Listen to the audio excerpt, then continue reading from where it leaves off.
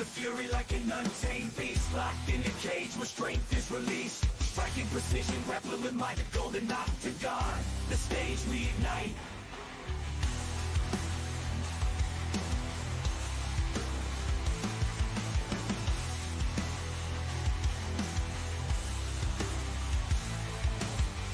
Unleashing the fury like an untamed beast, locked in a cage where strength is released. Striking precision, grappling like a golden octagon. The stage we ignite.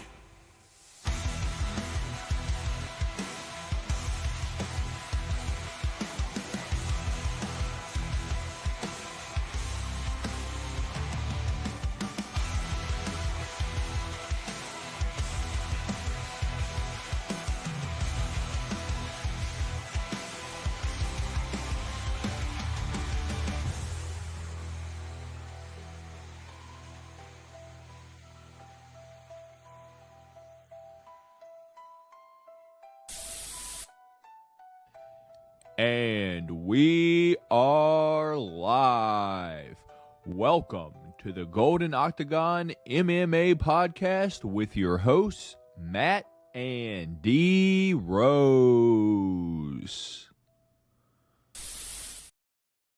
What's going on, y'all? Happy New Year from the Golden Octagon. I've been here. This is my third time here already. Y'all have already seen me. But, Happy New Year from D. Rose as well.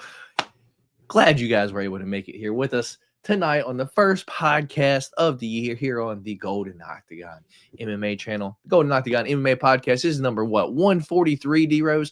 143 of MMA podcasts we have done. That ain't even counting Change the Cheddars and all that. So we are just knocking these out, dude. Glad that we've, found a stride that we can stick to, and it's not really too much, but I'm hoping that we can pump it up a little bit this year, maybe get you on all the Change the Cheddars, maybe add a little friendly competition there at every single Friday, but that's all in the works. We'll figure it out. But with that being said, talk to the people, let them know how your Christmas went, how your New Year went, and how you are feeling to get this year rocking and rolling, brother.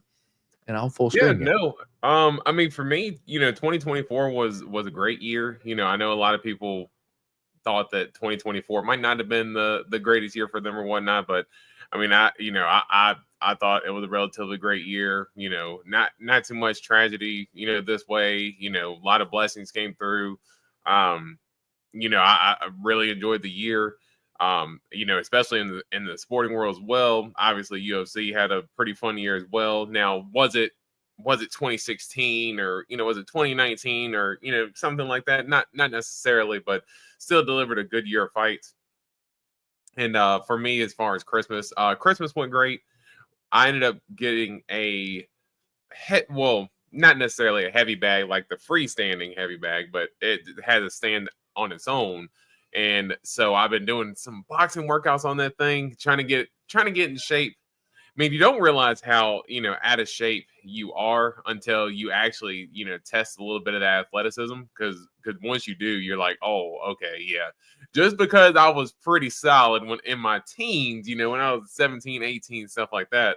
I'm a 32-year-old man now, just about. And yeah, it does not work like it used to. So the saying is true: if you don't use it, you lose it. So I advise anybody out there, hey, if you're thinking about getting into the gym or something like that to start the new year, definitely do it. Not that I'm necessarily going to the gym all the time or anything like that, but doing some home workouts here and there, just trying to get back into the shape of things, man, just to try to help feel good about myself a little bit. Hey, man, I fully get it, fully understand. We all have our goals for the new year. Hopefully we can all meet them and you don't, quit on yourself halfway through. But with that being said, let's shout out the chat. Let's ask how everyone is doing. How was everyone's new year and all that good shit. We got Lush in here. Lush was in here. I checked in here around noon and Lush was in here. Another Golden Wednesday with the boys. We are back indeed. Shout out Lush. That was me. You the man, Lush. That was it. 351. We got Antoine in here. What's good, boys? What's going on, Antoine? Appreciate you stopping by just 4 hours till the show. Oh goodness, you were in here early too. I might pour up early like Dave. That's what's up. What's up, fam? Pumped for this podcast, and that Tangy Sack is pumped for D Rose. What up, Tangy? We got Antoine saying, yo. We got John Party saying Strickland taking his belt back in February. Antoine asking how everyone's Christmas and New Year's was. And starting Muay Thai, late 20s changed my life. I feel you, D Rose, says Jeff K. Look at you guys. You know, you guys have something in common. Well, D Rose not really Muay Thai unless his. I can kick the heavy bag a little bit, but it doesn't work. It doesn't work the same. So, and yeah, dude, I've kicked this bag a couple of times, and dude, it is so heavy. Like, it really puts into perspective. Like, I've just been like messing around and kicking it, and I'm like, dude, I could not imagine just doing constant kicks over and over in a fight. And imagine how your shins feel afterwards. Because, dude, I've kicked this thing like twice, and my shins are like throbbing. So yeah, kudos to those guys as well, because it's crazy.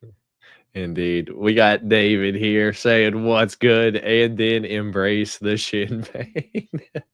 All right. With that being said, what we have to look forward to tonight is basically our 2025 UFC predictions, maybe champions for the year, fighters that we are looking forward to them fighting this year, maybe fights that we think should happen this year, and maybe anything else fun that, D Rose throws at me as well.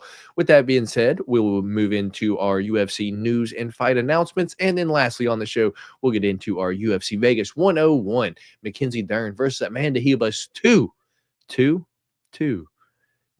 Our prediction and our picks for the fights that the main event that no one asked for, but we are getting here this weekend. So with that being said, we got Dave saying, good to see D-Rose keeping up with the floss. Never stop, baby. Hey, even before the pod. All right. I had it all ready for y'all. We can't come up in here with no I have some Chick-fil-A, can't have no chicken up in the teeth or nothing like that. So I had to get it all cleaned up for y'all. All right. So with that being said, D-Rose, I guess we can kind of start off with 2025, who we think champs will be at the end of the year. I guess I can kind of start 125. I don't see anyone beating Pantoja. 135. It wouldn't surprise me if Sean O'Malley got the belt back, or Merab or Umar is the champion at the end of the year. For 145, if Ilya doesn't move up to 155, I think he probably keeps it. But if he does move up to 155, I got Diego Lopez holding that at the end of the year. 155. I guess Islam still going to have it at the end of the year, most likely. 170. 170 is fun because right now Bilal has it. I think Shavkat beats Bilal, but yeah, let's go. Shavkat's going to have that at the end of the year. 185. 185 is tough. Man, 185 is so tough and the biggest thing that makes it so tough is that you don't know what's going to happen with Hamzat, because you can make the argument that he deserves to fight for the title next, but if he's not able to fight in the U.S. at all, I mean, I don't see Dricus defending the title if he ends up beating Sean Strickland.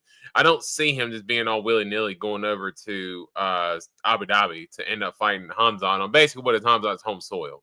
Dricus has already done that one time with Izzy, and now he's fighting in Australia again against Sean, who had a lot of fans when Sean beat Izzy last. So that's what makes 85 the toughest, is the unknown factor of Hamzat. Yeah.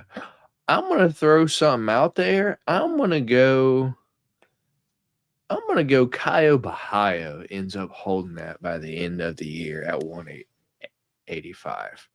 Because I think he's stepped in on some short notice fights, but at the same time, Imavov is right there too. If he beats Izzy, because they're fighting, dude, like that could be an interesting fight, man. So 185 is kind of up in the air, but I'm just going to throw out Caio Bahayo because I think that'll be kind of fun, and I'll lead into my, fighters to watch out for the year. 205 for sure, Alex, dude. I don't think anyone's gonna be Alex. Like there's just no shot anyone's beating Alex, dude. And then for heavyweight, I guess Tom, dude, because I think John ends up either fighting Tom and losing, or he just ends up letting the heavyweight championship go by the end of the year. I'm gonna pass it to you. How about you, man? Or I guess for Heyman, real quick, Whaley, I think she'll keep it. I don't think Suarez will beat Whaley.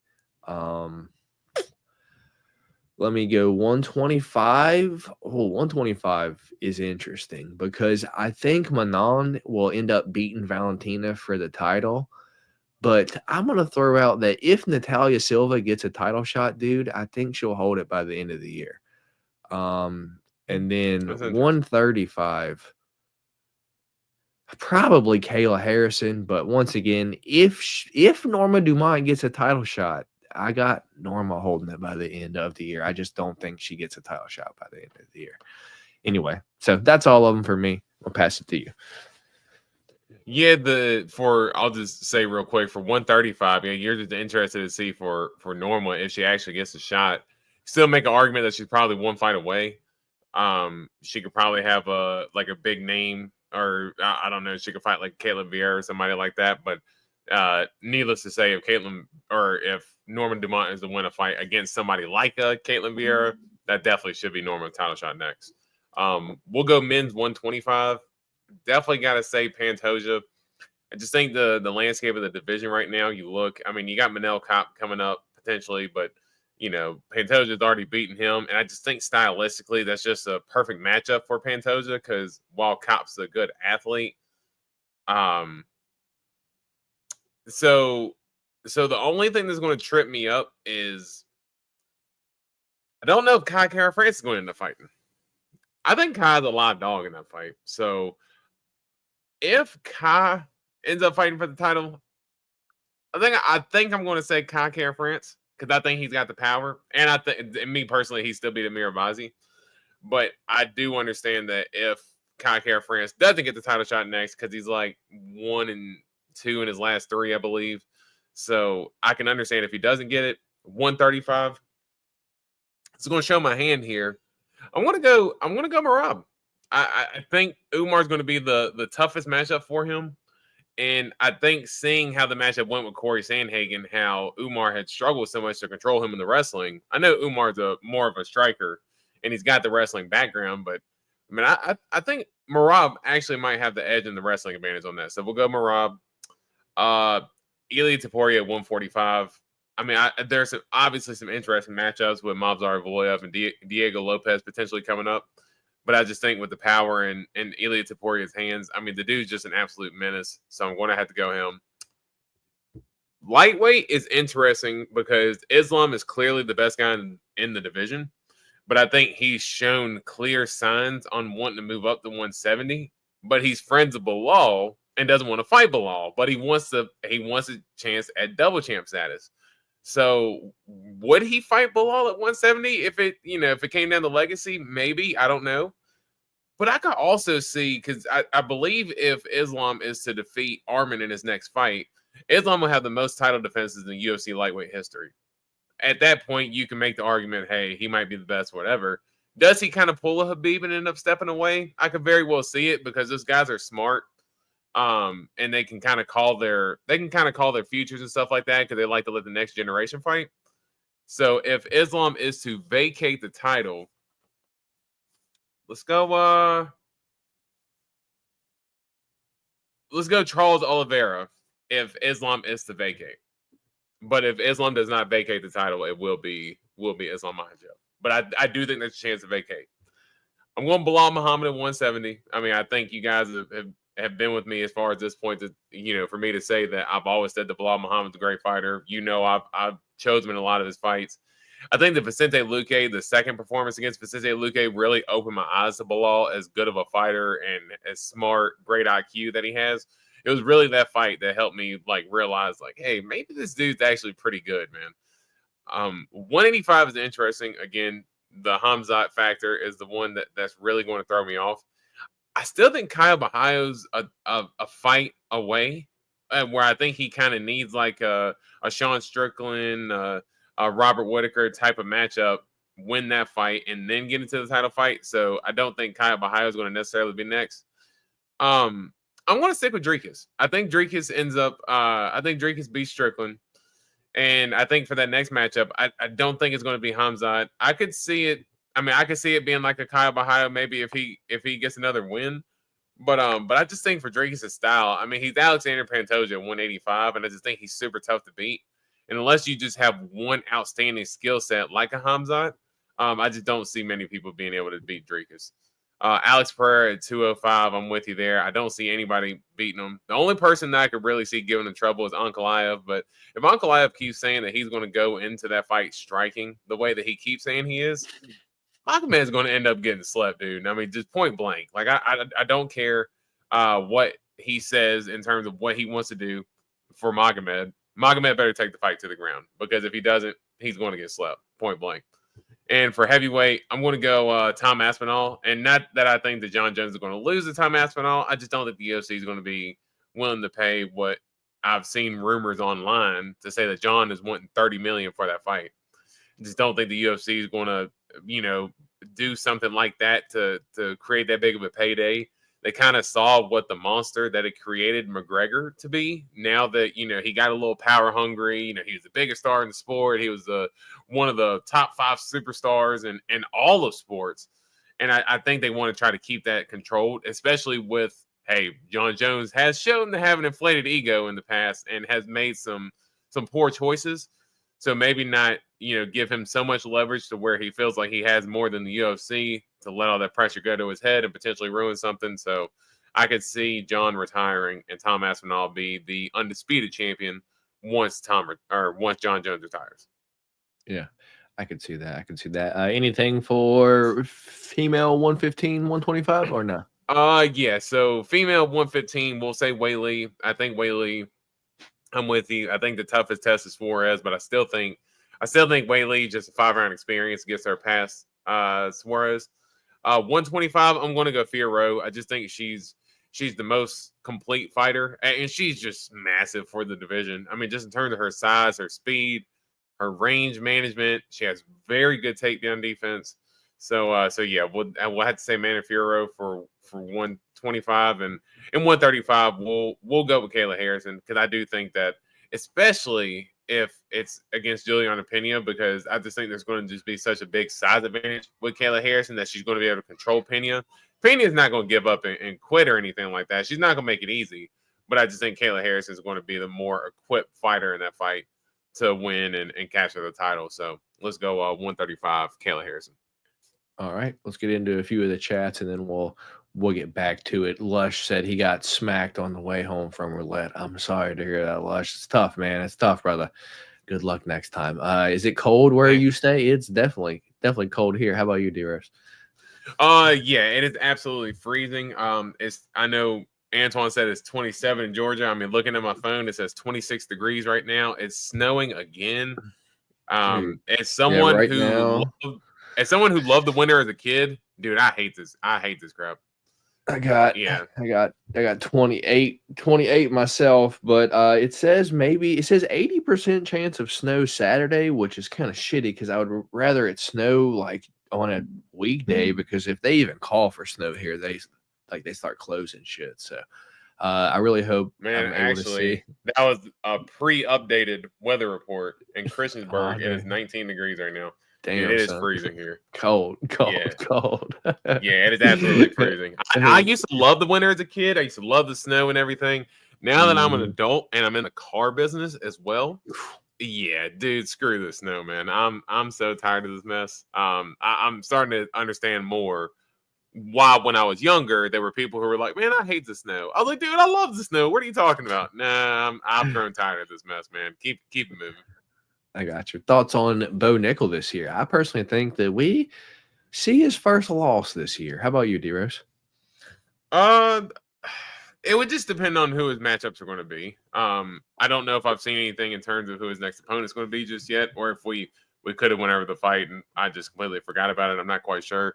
I think they match him up appropriately, just in terms of not trying to climb him up the ladder too quick. We saw in that Paul Craig fight, like Paul Craig's a super experienced guy that, he's fought a lot of tough guys. He's been up the light heavyweight. So, he was a big guy against Bo Nickel. But I think the UFC can kind of see from that performance that Bo Nickel's not quite ready for this spot just yet. And I still think that they match make him appropriately, at least for the next 2 or 3. Interesting. All right, we'll see. I heard there's a chance for Kamsat to move up to 205 to fight Alex. That would be wild, but man, that would be an interesting fight because, dude, Hamzat's an animal, especially in that first round. But is Alex, can he withstand that round one of Hamzat? I don't know, dude. I don't know, but Alex is such a big guy too. How about you, D-Rose? Yeah. Well, in turn, the matchup is interesting, but we've seen the way that the UFC has match made for Pereira here recently. They're not interested in getting him in a matchup against any type of Hamzat Chimaev or anything like that. I mean, maybe John Jones, just because John Jones is obviously a big superstar. But yeah, I don't see the UFC making that fight whatsoever. Fair enough. Yeah, that Tangy Sack saying Norma will be champ. I hope so. Antoine, what's the new punishment? No more beans. That's what I'm trying to get D-Rose to agree to. My thing is, I said I think we should do shots, whether it be Aljo's alcohol, whether it's like the Howler head. I think Bruce Buffer has one. There's a few fighters that has them. My thought was, fucking loser does a shot. If you get clean swept, then you do too. Because at the end of the day, no one really wants to take a shot. But D-Rose's reasoning for saying no is he said, no, that's too good of a punishment. But that was my thought behind it. You guys should let me know what you think in the chat, because that Tangy Sack says pegging, and apparently that's what D-Rose wants, because he don't want to do shots.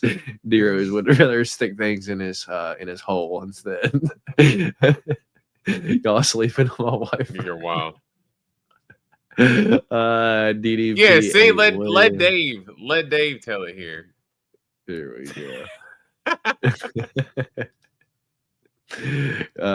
Goodness. Let's see. Shots is enjoyable. That's what I'm trying to say. Like, okay, so the taste going down is not good, but the after effects you're going to get from it are good. That's not like, at least like the beans had the element of surprise with it, so that was why it kind of worked perfectly. Versus like, oh no, I want to take this shot. Oh, it's nasty for the first 15 seconds, but then I start getting a little buzz and I start feeling good. Okay, yeah, that's not really much of a punishment, in my opinion. Yeah, but you seem to get good beans every time, so you didn't get a punishment anyway. So it is what it is. Nah, I got plenty of Beangate heroes. We know what you did when I brought a pack of beans there. You're like, nah, I don't want to eat them, because they were, unmessed with beans. There was some funny business going on. Nah, we've seen these beans. These are the same ones. Hey, I still got them here. Although they're collecting dust and all this stuff here. I just don't think, like, you've clearly never taken a shot of some of this alcohol, dude. It's not good, but it is what it is. Maybe I'll be the only one here doing the punishment.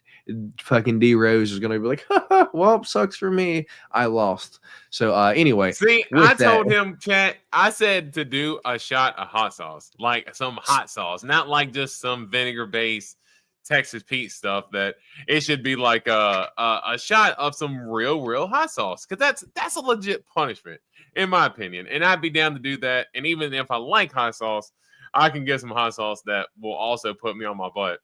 And I'm sitting here, sounding like I've been yelling at a party for days. But no, the hot sauce just burned basically my tonsils out of my throat. Hey, D-Rose, how about let's take a shot of blue cheese? Why not? See, that's the see. How about let's take a shot of mustard, D-Rose? Let's take a Hot shot sauce of is at least a ketchup. liquid. Because Hot you sauce is at like it. least- You like hot sauce. So you're like, let's do this because I like it. See, like that, you're just that's his thing. He doesn't want to do anything that he doesn't like. And that's what it comes down to, which proves Beangate exists because he would not have ate bad beans because he would not have ate something that he didn't want. Anyway, No. we will move on. We will move on. I can't click some of these, y'all. You guys, I can't, Dave. I can't click. That's that, what you man. get for lying on my name like that. That's what you get for lying on my name. Oh man. Well, do you want to do what Dave suggested here? Fuck it, man. Let's do it. I'm down. No, like the one that's below the do a shot, like the one that's below this one. Sour straw Do a shots. shot. Yeah, that's what I'm saying. Yeah, let's do it. I'm down. Yeah, I would prefer not to do any hard drugs for not picking fights correctly. You know, D-Rose, like alcohol is about the farthest I want to go. Anyway, looks like no punishment for D-Rose. D-Rose is D-Rose is wussing out. He's gonna say, "No, I don't want to do it." So I'm wussing out. I'm one having here. a good time. Yeah, I'm gonna take a shot. It's so bad there for it 10 is. seconds. D-Rose is wussing You're out. literally setting it up to have a D-Rose good time. is. You're like, it's a party here. Do you want to come here and have a bad time? That's what I'm confused of. I'm Right, so exactly. confused. So when You take a wanna come shot, here and you're have a gonna bad greater time. You want to come here and have a bad time. No, get I'm that not straight. saying have a bad time. You're saying party time by taking a shot. Like that's what frat boys do at the party All right. whenever they're All trying right, to then, turn up and D-Rose. Then have a let's do party. a shoey. Let's do a shoey. See, I don't like beer. Exactly. I would rather. What I'm saying is, I would rather do a shot than beer. Like beer is actually nasty. Beer would be technically more of a punishment. Like I would, if you're asking me which alcohol I would prefer to drink, I would 10 times rather take a shot than I would drink a beer. I wouldn't want to do a shoey, but I would potentially do something like that. Like I feel like a beer would be more of a punishment for me personally than a shot because I would prefer to take a shot over drinking beer. I just don't want to do a shoey. And plus, I don't have that many shoes to do a shoey with anyway. So here's what I literally only have like 4 pairs of shoes, and most of them are work shoes. It's all right. Fair enough. We know what it is. We know what it is. We don't have to go any farther here. Anyway, predictions for 2025, D-Rose. What fighters are you looking forward to seeing this year? I know I think that Peyton Talbot is one that I'm really looking out for. Your face is frozen right now. The funniest face. It was hilarious. Just the way it looked, just for just a second, it was hilarious. I think Peyton Talbot, I'm excited for see what he does this year. Natalia Silva, I know I kind of mentioned her like at 125. I'm excited to see what she does like this year as well. Off the top of my head, what happens with Diego Lopez and all that. And I'm going to throw out a whole team. What happens with the fighting nerds, whether that's like Gene Silva, Mauricio Hufi, Carlos Prates, dude, all of the fighting nerds have caught my interest this year. So I am really looking forward to them as well. I also really want to find out what happens with the whole John Jones situation. Does he fight again? Does he retire? What happens? I'm excited to see what happens. And, Dana always throws these hints out of like, I got this big thing planned. You guys will never see it coming. This, and this. I want to throw it at you. What kind of bullshit do you think that he has planned for this year, dude? Man, I would not be surprised if they end up doing like people keep trying to say move Alex up to heavyweight because that is a fight that John's calling for. And I think it's an easier matchup for John. And I think that he might be willing to potentially take less money for the Alex Pereira fight because Alex Pereira right now is probably the biggest star in the sport. And I think that, it's given Alex a chance as well for the first opportunity to become a 3-division champ. Man, if I had to guess, I really think that might be if he's got something spectacular planned, I think it would have to be something like that, because hopefully Dana's not thinking about putting any slap fight on the undercard of these pay-per-views, because I think, he's really going to push the fans away with some BS like that. So I better not see no slap fighting in UFC on the same card. But let's go. I think for that big fight that Dana's kind of teasing, we could say it'll be John versus Alex for the heavyweight title. All right, fair enough. That's an interesting one. And who are you like looking forward to fighting this year? Do you have any other predictions for the year? And then we'll jump into our news. Yeah, no, I mean, one of the fighters I'm looking forward to, just kind of like obviously he was on the up and up a little bit last year, had a lump but came back. Josh Van is actually a guy that I'm super excited to watch. The dude fights a lot. He's super active, but man, I will say that he's a fun fighter. He might not have like the greatest finishing ability, but that dude's boxing, his counter boxing, really good takedown defense. I think Josh Van's going to be a problem in that 125 division for a long time, and he's super young. He's like 23, I believe, 24. So I think he's going to be around a while. He's got a lot of skills. So Josh Van's going to be one that I'm going to be excited about. I'm with you in terms of the whole team, but I think it's specifically Carlos Prates. Just watching that dude, man, I think really watching that performance against the Leech, that was the one that really, really won me over. That I was like, man, this dude is an absolute hammer. His left hand cannot be denied. It does not matter who it is against. He will find a way to land that left hand with the cigarette stain still on his fingers. And going out there and knocking dudes out. So Carlos Prates is going to be a guy for me that I'm going to be super excited about watching. For me as well, Kai France. I'm interested to see if he does get a title shot. I heard him in an interview with Ariel Helwani mentioning that he can maybe potentially get the next title shot, and that's what they're kind of aiming for. So, I would like to be able to see if Kai France can get that title shot that he deserves, and be able to maybe upset Pantoja in that fight. And I think lastly, and I think just for sentimental reasons and if he is to retire or not, would be Dustin Poirier, man. I just think, he's in an interesting position where, he has, I believe he as well, he's 1-2 in his last, 3 fights, but, he's just one of those guys that Dustin Poirier is incapable of being in a bad fight. And, is the UFC going to try to match him up against some up-and-comer who's going to try to go in there and make the fight a little bit boring, or are they going to match Dustin Poirier up against, let's say, Justin Gaethje 3? Let's say a rematch against Charles Oliveira. It's somebody like that. Could we see Dustin end up getting one of those fun matchups that could potentially catapult him into a title shot, or is Dustin really going to walk away like he's kind of hinted at before that Islam fight? So those are kind of the fighters that I'm going to be looking forward to coming up this year. Fair enough. We got MMA and boxing addicts saying Tom Aspinall to be champion in 2025. Yeah, I think we're all kind of on the same page there. Lush, I would agree, but I could let you know right now, D Rose is not gonna agree to even the chance of this, because he has a job where he has to interact with people on a daily basis. And how long do you think it would take your eyebrows to grow back, D Rose? Probably a good little bit. I ain't gonna lie. That would be one. So instead of shaving, I would probably have to end up shaving both. I mean, I'd feel confident enough that I would be willing to do something like that, but man, I'd at worst, I'd have to have like a backup that I could draw some eyebrows on, man, because yeah, I would not be able to go a couple weeks to work without any eyebrows. I mean, I know I'm bald, but yeah, I mean, it's gonna make my forehead look even bigger. Eyebrows, man, won't sell any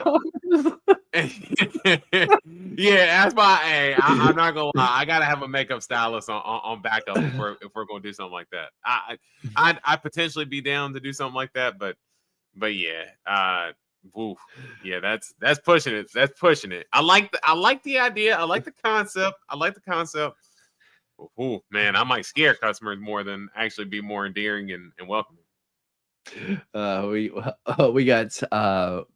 got RV next saying Gene needs to stop boy, I think it's brawling down in the octagon and just fight his hugging and Just broing. slapping hands. Oh, This the broing hugging down, and yeah. shit. And Yeah, I'm yeah. with him. I'm with him. He does do that shit a Yeah. lot, and he did it a lot against Drew Dober in the last fight. And it Mhm. just I don't know. It just kept slowing down the fight. So I am. But with it's him on that. almost like it's a tactic, like, "Hey, I'm your friend," and Mhm. then he knocks you out. Yeah, letting the opponent's guard down, but I do Mm. understand. It was kind of like this is an old school fight, but I remember Yancy Medeiros versus Cowboy Cerrone. I don't know if you remember that fight off top, but it just felt like it was like every single exchange, like Cowboy will punch Yancy, Yancey's like, "Yeah, bro," and then they're like dapping up and stuff, and I'm like, okay, like I understand having respect, but like this, it felt like a sparring match because like they kept dapping and kept high fiving like after every connection, and it just slows down the pace of the fight because we don't necessarily need fighters to hate each other, but we don't need to see them be buddy in there either. You know, we have the moments after the fight for that. While we're in the middle of the fight, yeah, let's try to cut the bro and stuff out. I'm with them. Yeah. Conor McGregor boxing match. I don't care. I really don't. I mean, if it happens, I'm gonna watch it, but I mean, like, I'm done caring now. I don't care anymore. How about you, D-Rose? Well, I mean, we've seen the prime of McGregor as well, so I mean, we've seen the best of him, and I mean, it was a magical run that McGregor had when he was on. I mean, he really did a really good job as far as captivating all the audience. For people who might not have watched UFC or anything like that before, people who call MMA UFC fighting were brought in by McGregor, and McGregor really did a good job at using his star power to get all eyes on the sport. But I'm with you, man. At this point, I don't really necessarily need Conor to fight every weekend anymore or anything like that. We've seen the best of him. I don't really care if he boxes Logan Paul or not, or Jake Paul or Ryan Paul. It doesn't matter, dude. I don't really care what McGregor does at this point. All right. I hope Mike Davis fights more this year. I think he said that he doesn't really like fighting. He's just good at it. So he just does it when he needs money. So I don't know if we see any more of Mike Davis this year. Maybe just 1-2 times. How about you, D-Rose? Yeah, I'm with you. It just seems like Mike Davis just kind of, I didn't actually necessarily have to hear you say that he only does it to be paid, because you could kind of get that assumption from him just in terms of how often he fights. I mean, the guy, he's obviously a great striker, a good wrestler. He's explosive, but you could just see that he's just a great athlete who just happened to be good at fighting, but doesn't necessarily like hurting people. And I know after that Thomas Gifford fight that he had, where he absolutely blasted Thomas Gifford, that he felt a little funny about the sport after that. So I could absolutely see where you're coming from on that. Yeah, I'm pumped for El Cucuy's title run. Where? Champ shit only, baby. Let's go. Champ shit only. D-Rose could change oil for a few weeks. Maybe we could add hair. Get a sick mullet hairpiece. Yeah, fucking D-Rose shows up with the Charles Johnson haircut. Hey, maybe that could be a little something too. Maybe I could get maybe I could grow my hair out to, I don't know. I honestly, I'd shave the eyebrows before I did the Charles Johnson. Ain't no way. That's crazy. Dear Tay. Let me ask, is Conor McGregor a top 10 martial artist of all time? It depends how you're asking that question. Like most influential, yes. Best,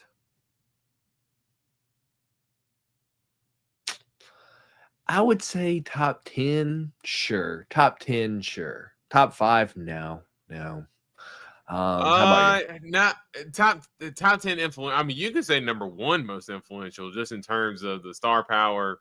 Again, you look at the top of the pay-per-view buys for the sport, and I believe he's top 4 or 5. He occupies all the spots. I think maybe 4 might be Masvidal versus Usman, the first fight. I know that did very well on pay-per-view as well. So, but other than that, McGregor, star-wise, influential, of course, he'd be number one.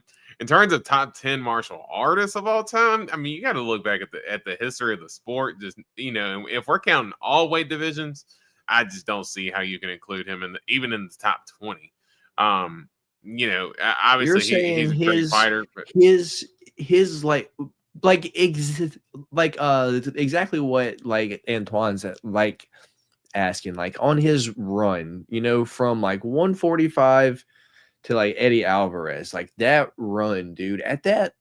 He was at the top of the world. Like if I would have asked you this exact same question right after the Eddie Alvarez fight, like you would have had to said, shit, he could be top 3 right now, right? So of 10 all time, I think you have to put him in the top 10, not like mid or like top 5, but maybe 7, 8, 9, 10, somewhere around that range. I think you have to put him there just from that run. But that's just me. Well, and the only reason why is because when you're talking about the tops of the top of the sport, I really think what stains Conor's legacy is the title defense thing. Like he never had any title defenses in either division, and I felt like where he missed the ball, and it was very similar to how Henry Cejudo handled it. As soon as he got to the top of the sport, he basically left it. And that's as soon as he became the double champ, that's when he went and did the boxing fight, and then he took a year off. So he was basically out of the cage for what was 2 years at that point. I felt like there was a lot of time lost to where he could have been stamping his legacy, but instead he was taking a lot of money fights. And then when he came back against the Khabib fight, obviously a bad matchup. And then we've seen the Dustin Poirier fights and all those fights ever since. I felt like where Conor really could have taken advantage of that to solidify his legacy was when he ended up taking a step back and really not putting a capstone on that for me. Because like I said, if you're talking about the history of the sport, I mean, you got, obviously John Jones, Anderson Silva, GSP, Demetrius Johnson, Khabib. You're talking title defenses, Jose Aldo. I mean, I'm going to throw Daniel Cormier in there, Stipe Miocic. I mean, that's just 8 right off the top of my head without even sitting here really thinking about it. But when I'm thinking about just in terms of all-time greats, I just don't know if I could put Conor quite there in terms of what he did in the cage, just because he never really did enough in the title defense to separate himself. I think you got to put all the double champs in the fucking top 10. You just have to, just because they did it. Like a lot of people don't even win one.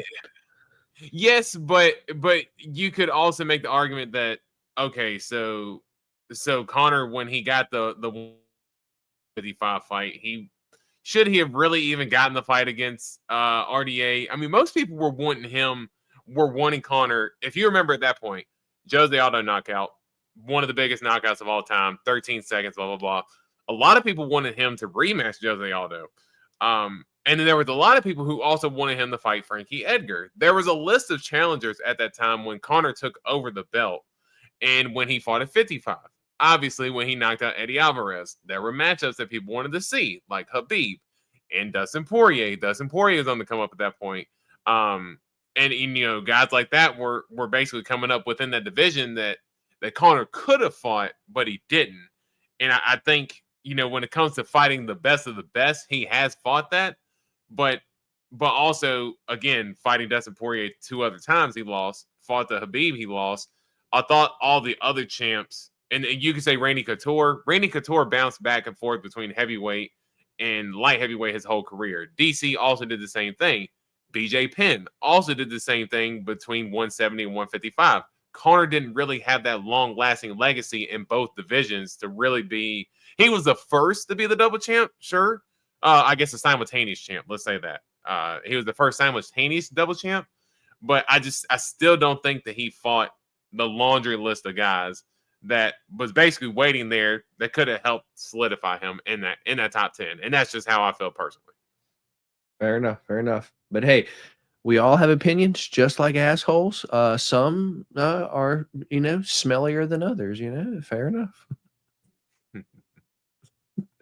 With that being said, We'll go ahead and move on to our UFC news and fight announcements. D-Rose, we've been here for 45 minutes already. We got to step on the gas. This has been fun, going over, predictions for the year, bullshitting for the most part, but it is what it is. So let's see here. Our first fight announcement we have is I believe whoever was on the podcast that said Brandon was going to fight like Manel Cop, maybe Antoine, like the last time like we were here. And he was like, no, like Moreno, you asked which Brandon. And then he was like, Moreno.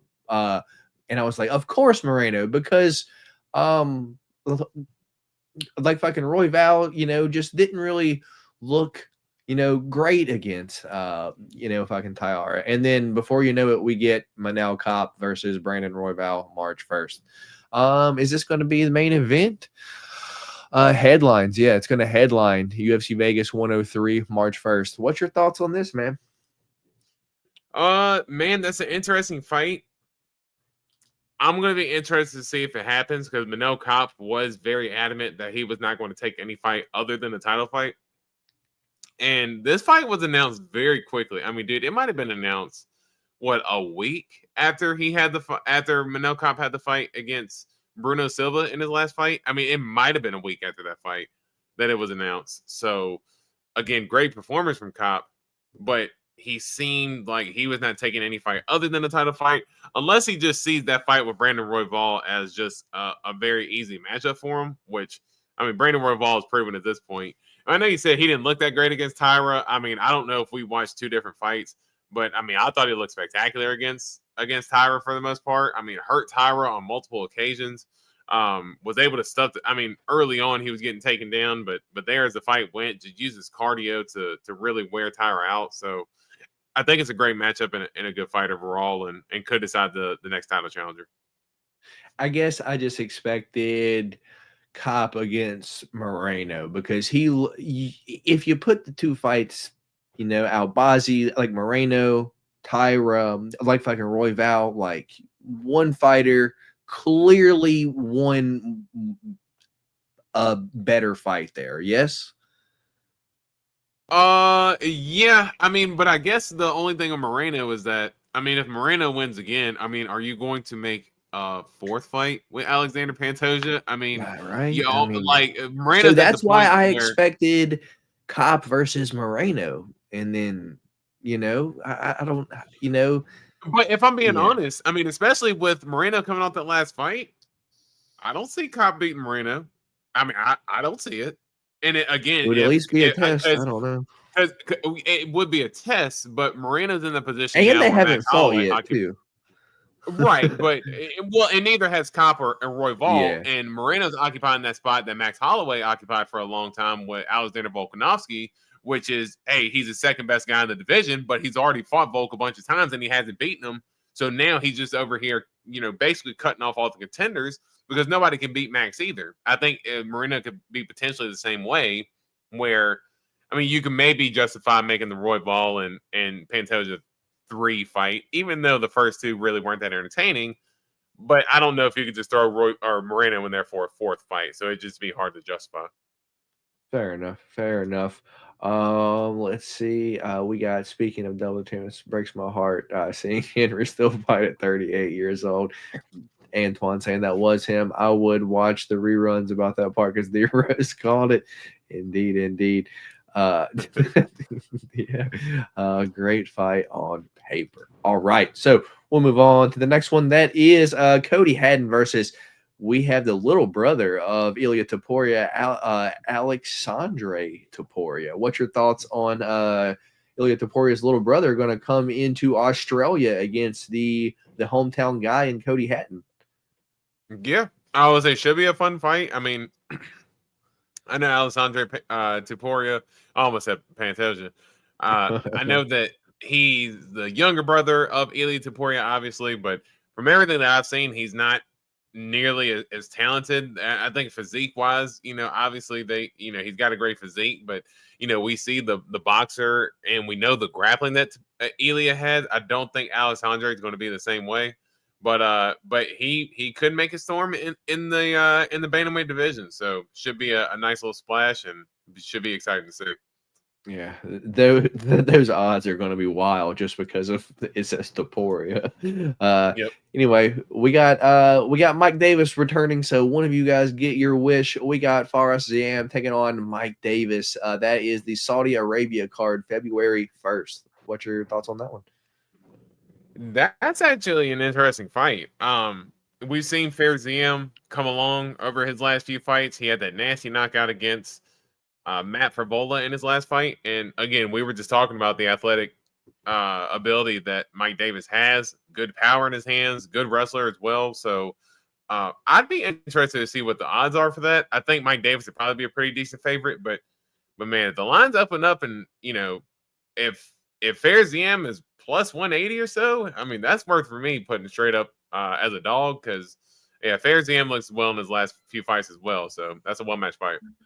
All right. We'll move on to the next one. That is your favorite guy. Actually, this is a fight that I'm going to make a point this year to not feel like I have to bet every fight. And this is just one of those ones where it's like, I don't even want to sniff. Both fighters have screwed you. Both of them have screwed you. A ton. Ryan Loder is out. Julian Marquez steps in on short notice to face Cody Brundage, UFC Vegas 103. I mean, March 1st. Not really that short a notice. We got some time. Anyway, you care about that one at all? The only thing that I care about is people's money if they ever dare decide to bet on this fight whatsoever. I'm just warning you now. Cody Brundage has already screwed me and every other person that has ever bet on one of his fights. And Julian Marquez, again, he will do the same. So we have two bet busters fighting each other. Bettors, stay as far away from that fight as you can. Fair enough. Shock Julian Marquez still fighting. All right, we'll move on to the next one where we have Nasrat Haqparast taking on Esteban Ribas, dude. A fighter that I really enjoyed watching last year at UFC Vegas 103, March 1st. Dude, Nasrat's tough. Got pretty solid boxing, but man, Esteban he's good, man. He's good. What's your thoughts here? Yeah, Esteban's tough and he's gritty, and so like if he's got the reach advantage against somebody like a Terrence McKinney, he can kind of use those head kicks that he likes, and even against Zellhuber that he didn't have the reach advantage against, he had those blitzes to where he just kept blitzing in and was catching Zellhuber with those big shots. So yeah, dude, Esteban Ribas, he's definitely looking to be a problem right now. He's probably going to be a pretty decent favorite against Nasrat. Nasrat is a tough dude, as you said, great boxing, but I see Esteban Ribas probably by decision. I think it'd be a fun fight because Nasrat Haqparast is super tough and again, good boxer. But I definitely see Esteban being the favorite in that fight for sure. Yeah, for sure. Me as well. I agree. Calvin Kattar taking on Yusuf Zalal. That is February 15th. UFC Vegas 102. Doesn't say it's going to be headlining, but yeah, step up for Yusuf Zalal. But Calvin Kattar looks like maybe this might be kind of getting near the end of his career, not going to lie. Good crossing in paths. I think I'd probably take Yusuf Zalal via decision grappling in this fight. Which way, or what do you think about this fight, man? Calvin Kattar, great fighter. I think the injuries and stuff, and obviously, I think he's 37, 38 years old now, so he's a little bit older. Injuries, he just unfortunately has some tough injuries, man, to where when Calvin Kattar was in his younger 30s, 32, 33 years old, he had the knee injury against Arnold Allen. And, I know he hurt his hand on, a couple different occasions as well. And, he just had, unfortunately, injuries that have set him back for realizing his full potential. But I think, Yusuf Zalal is going to be a massive favorite in this fight, in my opinion. And it should be a decision win for Yusuf Zalal by wrestling. All right. We've got a fun one. Kelvin Gastelum taking on Joe Pyfer. That is UFC Mexico, March 29th. That is indeed a middleweight bout. So, Kelvin should make weight. Kelvin's tough as shit. We haven't ever seen him get knocked out. We have seen him get submitted, but I don't know if Joe Pyfer does that. This pretty good matchup, but it's almost like, what's UFC doing with Kelvin? Like, do they want Joe to beat Kelvin? Because if so, that's not an easy matchup, you know? Like, he gave fucking Izzy a fucking run for his money. That was probably one of the best fights ever, like when he fought fucking Izzy. So I just tough fight to call. What's your thoughts here? Yeah, and your point raised by mentioning the Izzy and Gastelum fight. I mean, I have that poster right back here. I mean, for me, that's personally one of my top 5 favorite fights of all time. Yes, that was an absolute banger. But that was 2019, man. 2019. It is now 2025. That fight was 6 years ago. We haven't seen that Kelvin Gastelum since. And I think for me, I think that Joe Pyfer, good athlete. I think that Jack Hermanson loss was a big eye opener for him, that he's just not going to be able to go in there and just bulldoze everybody. And Kelvin Gastelum is going to be tough. He's going to be in there, but I just think the size advantage wise, I think the speed advantage wise. Now, I think Kelvin Gastelum could potentially have, the cleaner boxing of the two, but I think Joe Pyfer still does know how to use his range, and he's got pretty good kicks as well. And Kelvin has been shown that he can be grappled up to 185. We've seen Chris Weidman wrestle him a little bit, so I can see Joe Pyfer working that in as well. And I think it's a good matchup for Joe Pyfer, in my opinion. Fair enough. We got a fun one here, but man, it is a travesty what they keep doing to Yasmin Haregi now. They just keep giving her these these Brazilian chicks with power, dude. We got Yasmin Haregi taking on Diane Barbosa. That is added to UFC Mexico, March 29th. Why are they doing this to her, man? It does suck that your girl keeps getting matched up against heavy hitters, but Diane Barbosa, I mean, she's kind of there to be hit too. So, I mean, it could make for a fun fight. And Yasmin Haregi, hopefully she's working her head movement, man, because it just seems like she has had her head center line for some of the most perfect shots to be ate by certain female fighters. So yeah, hopefully Yasmin has worked on some head movement, but that could make for a fun fight. Yeah, all right. We'll see here.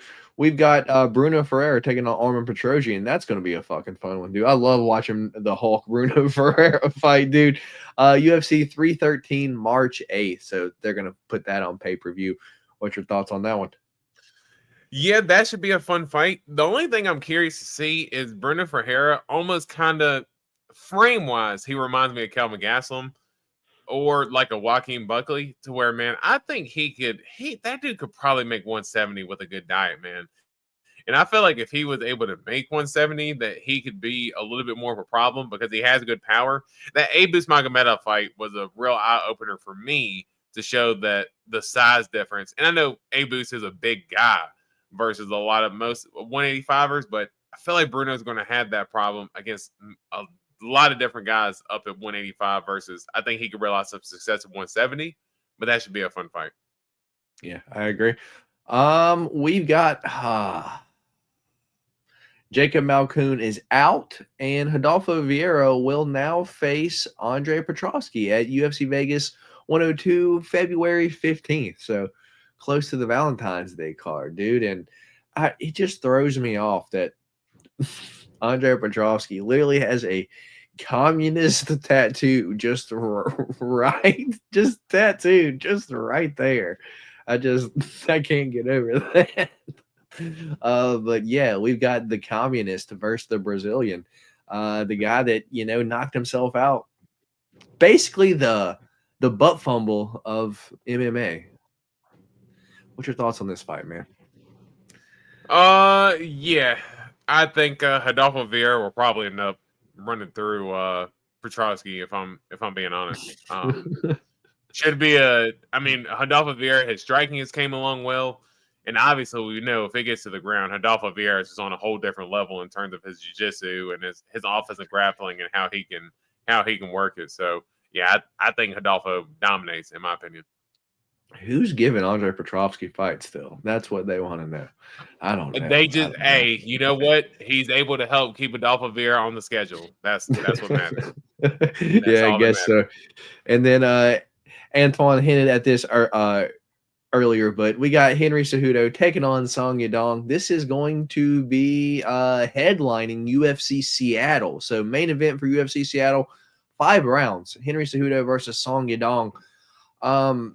Kind of confusing to me, I guess, because I don't know why Henry's fighting still. Like, do you plan on making a run for the title? And if so, are you that delusional to think that you're going to win the title again? Do you just need some money? And if so, why are you taking the main event against Song Yadong? I just don't understand why Henry took this fight or is even fighting, to be honest. But he is main eventing UFC Seattle against Song Yadong. What's your thoughts here? I'm with you in terms of I don't know why Henry Cejudo fought or is still fighting at this point, and I mentioned the point earlier to say, he basically wasted most of his prime by trying to be the McGregor old money guy. I need to be paid this many millions in order to fight next. And I think he realized that, the UFC is a star-making machine. The Henry Cejudo was not a star before getting into the limelight of the UFC. So you can't then use their platform to become the star and then try to use it against the UFC. Henry definitely overplayed his hand, lost all of his prime. Not some of it. He lost all of his prime due to him wanting to sit out and be greedy and try to negotiate with the UFC. And then by the time he decided to come back, the division had bypassed him 1,000 miles once he came back. And now I'll say all that to say this. This is actually probably, in terms of a top tier matchup for Henry, this is probably the best matchup of those guys because Song Yadong can be taken down once the fight gets into the later stages of the fight. So this could be a good matchup for Cejudo. Maybe Cejudo's coming back to try to get that bad taste out of his mouth from the 2 losses to Rob and Aljo. I personally think it could be potentially a little bit to do with needing money as well. I would not be surprised if that's the case. But I think it's an interesting matchup. I could see Henry possibly being the betting favorite going into that. All right. Interesting. And then the last one that we have, another one of like, what are we doing here? But I at least understand the matchup a little bit. Like I can see maybe Dom Cruz thinks Rob Font is a fight that he can win. I don't think he's trying to make a run for the title. I think maybe Dom Cruz trying to get maybe one more win and then kind of just ride off into the sunset. But he would like to get a win, and I think maybe he sees some weaknesses in Rob Font's game. But we got Dominic Cruz versus Rob Font co-headlining UFC Seattle, so that's probably going to be 5 rounds as well. So same card as Henry versus Song. What's your thoughts on this as a whole, man? I think this is an interesting fight. And if Cruz has won the fight, this is a good fight. I don't want to see Cruz necessarily taking on, all these, new, fresh face up and comers. Just put him in an old man fight. We just slap it on one of the cards, like this Seattle card here. Could probably be the co-main event of the card if I had to guess. I think it's a good fight, good matchup. Rob Font, good boxer. Pretty good wrestling as well. So I think it's a good matchup. Fair enough. Lush wants to go to the Chicago card when it gets there. I think that'd be pretty cool to go to. We got Font decision. It would be cool. It would be cool, that Tangy Sack. It would be cool, man. Do you guys think that would be dope? Unfortunately, I got kids, and it's hard for me to fund a lot of that stuff around them. So that's what makes it tough. Yeah, you think Song is a future champion, D-Rose? That's crazy. He said, "Bomani, that's wild." I ain't got the full face beard or nothing, so I wish I did, though. I wish I did. I'm sorry. I read that question I read that comment and actually didn't hear your question. The Song Yadong future champion or nah? No. I love Song Yadong. and fun fighter, but no, not a future champion. Fun fighter, probably have a few more highlight knockouts, but not a champion. And before I get off of this little page here, how much would it surprise you if these two fights got swapped around?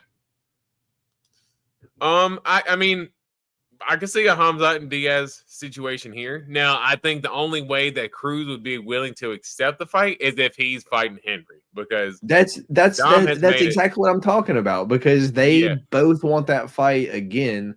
I'm surprised they didn't make that fight. I've seen Cruz won that fight back against Henry. I haven't necessarily. That's what I'm saying. Henry won that fight back. I haven't seen Henry win that fight back. I mean, Cruz wants to fight because he felt like Keith Pearson smelling like cigarettes and alcohol or whatever it was. Felt like he got ripped off in that fight. But I mean, Henry Cejudo felt like, and myself as well, I thought the same thing, that was a clean stoppage and there was no need to dispute the stoppage. But Cruz would be willing to do that. I don't know if Henry would be so willing to do that. Fair enough. I think I could see it happen. I'm a new subscriber, if it's any consolation. I appreciate it, brother. Real Fight Picks, and telling me his teeth are nice. He likes that. Oh my goodness. We appreciate it. All right. With that being said, D-Rose, let's get in to the fight picks, right? Holy shit, how long's the show been going on now? Over an hour. We gotta get through this, man. This is our first show back, so it's a long one, but we appreciate you guys. We enjoy the time with the boys too. We enjoying the time here. Aren't you here to have fun? Aren't you here to have fun? Come on. Indeed, I am, D-Rose. Thanks for reminding me. You can't rush fun, bro. Come on. Yeah. All right. We got Lush taking notes, Lush, but we have a secret weapon this year, Lush. D Rose has created a Tapology profile. So every Friday I will send a message to D Rose. Hey man, did you lock in your picks? So therefore we can, have it mapped out for the entire year. We can go back and see it is what it is. The wonderful set of teeth. I was like, what is that? It's a tooth. All right. So with that being said, let's get into it. We will, wrong page there. Let's jump into it. We have this weekend taking place in the Apex UFC Vegas 101, Amanda Ribas versus Mackenzie Dern 2. The second one, I know all y'all wanted it. Saturday, January 11th. Prelims take place at 4 p.m. East Coast time. We've got 14 fights to go over, so let's get into it. Main event is Mackenzie Dern taking on Amanda Ribas. We've got Santiago, the Argentine Dagger, taking on Carlston Harris. We've got Abdul Judo Thunder Razak Al Hassan taking on Cesar Almeida. We've got Chris Action Man Curtis taking on Roman Kapilov. We've got Austin Bashi taking on C-Rod Christian Rodriguez. We've got Punahele Soriano taking on Euros the Doctor Medic. We've got Jose Johnson taking on Felipe Bunes. We've got Marco Tulio taking on Ihor Pateria. We've got Thiago Moises taking on I believe it's like the Samurai Trey Ogden. Terrible name. We've got Pressure Preston Parsons taking on Jacoby Smith, and that's going to be a fun one, man. We've got Ernesta Karascate taking on Nicole Kalari. We've got Magomed Gajiazulov taking on Bruno Lopez. We've got Victoria Dudakova, or the Staff Hole as we know her, taking on Fatima Klein, also known as the training partner of Aaron Blanchfield in and out of the bedroom. And then we've got Joe Selecki. Or if you let me tell it, it's Fatima Silva, not Fatima Klein. Yeah. And then we've got Joe Selecki taking on Narulo Aliv in the first fight of the night. So are you excited to get back to these fights, D-Rose? Yeah, man. It's been a long time, and it's been 3 weeks now. Felt like it's been about 2 months, and maybe it's just because I'm a big football fan first. Football is my favorite sport, but both my football teams have been absolute ass. So in terms of what I've been looking forward to, this weekend. Yeah, it's definitely been, I've been missing the fights over the last few weeks, so excited to get back into it. Have some more confident ways of making bets versus getting burned in football all the time. And yeah, let's go. You didn't get fired, Lush. You didn't get fired, man. It's just easier to keep track of. We can easily just look at it and be like, oh, I'm this much percentage for the year. No math involved. The website already does it for us, man. And it's easy for people to get on the Tapology, look up our profile and see our picks. That's the easiest thing that you can do. Hey, hope your good stream. I mean, you answered a question in the comment section and gained my respect. Oh, that's what's up, brother. I'm glad I can help, man. Don't feel bad, Lush. Don't feel bad, Lush. We got Austin in here. Shit, I'm like, what's up, everyone? What's going on, Austin? Yeah, Dero's going to have no eyebrows at the end of the year. This shit's going to be fire. Hey, if I'm being honest, like Lush could probably go back and tally up the picks, but I feel pretty good about saying that I had the most picks last year, so. We'll have to tally that up, but I don't know. Yeah, because tally it up, but you there's definitely a lot more won weekends you wait the bad beans than me. But you have to remember that a lot of weeks that I ate beans, I probably had more picks right. I just picked the wrong picks for the pick champ too. That happened quite a bit of times. You're like, oh shit, yeah. We'll go back and look. We'll go back and look. That's why it'll be easier to track this year, man. We ain't got to worry about it. We ain't got to worry about it. Would you ever grow a James Harden beard, D-Rose? If I could, I would. That's the problem. That's the problem because I would already have it. But what happens is my face gets all patchy and stuff. And they always say the biggest thing is to stick with the beard. You got to stick through the first couple weeks and then it grows in. I don't have the patience. After 2 or 3 weeks, it's not fully clean and in, and it's not all grizzly and manly. I just shave it off. I get tired of it.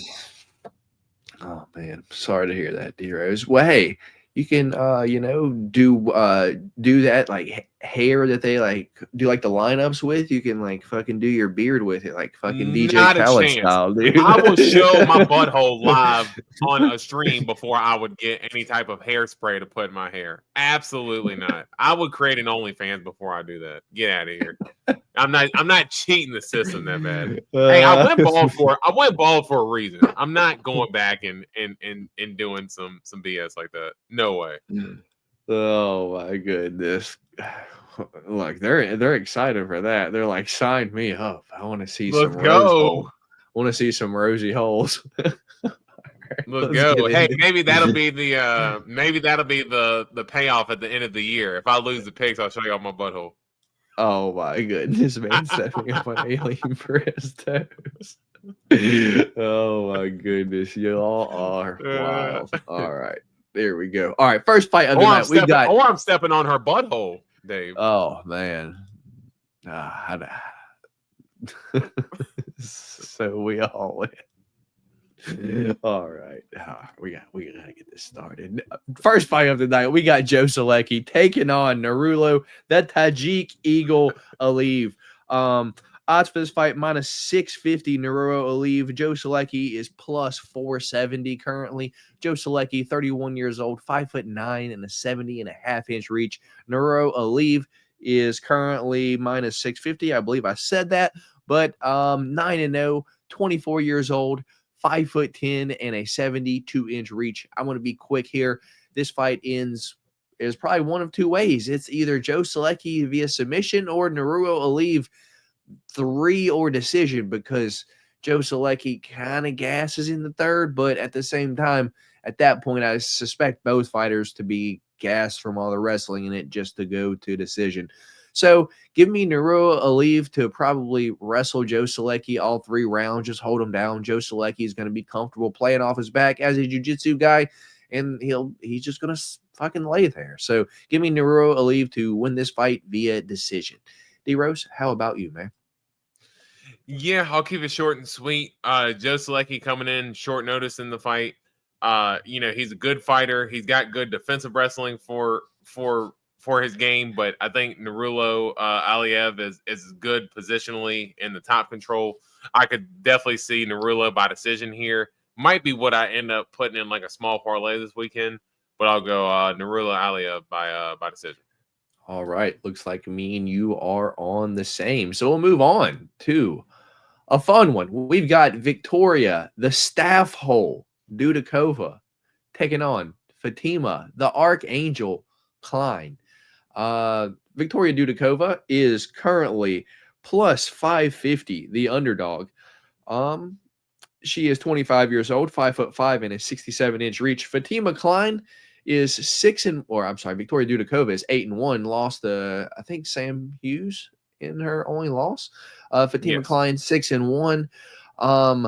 Lost her only loss in her UFC debut against Jasmine Jasdovicius up a weight class. So now this is down a weight class. This is at 115 now, I believe. Yeah, this is at 115.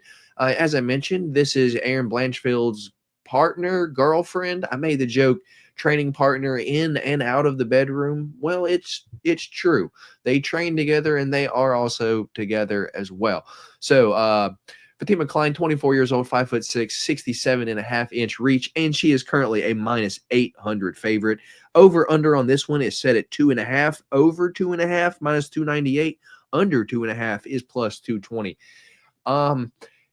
Fatima Klein looked good to me in her last fight against Jazz. She was, I thought, just pretty undersized. But in the third round, I thought she was doing the right stuff. She just didn't have the strength or power.